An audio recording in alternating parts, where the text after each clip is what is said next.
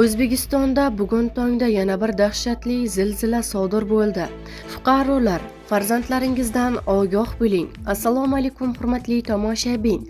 Tezkor yangiliklardan birinchilardan bo'lib xabardor bo'lishni istasangiz, videomiz ostida bir dona like va podpisatsiya tugmachasini bosib qo'yishni unutmang.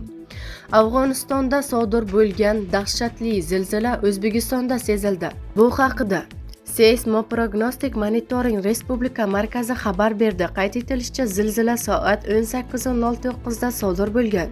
Zilzila epitsentri Toshkentdan 608 km janubiy sharqda joylashgan. Magnituda 6 chuqurligi 76 km. Epitsentr Bog'lon, Afg'oniston. Koordinatorlari 35,8 daraja shimoliy kenglik, 69,37 daraja sharqiy uzunlik. O'zbekiston Respublikasi hududida sezilish kuchi: Sirdaryo viloyatida 2-3 ball 246 km, Qashqadaryo viloyatida 2 ball 464 km deyiladi xabarda.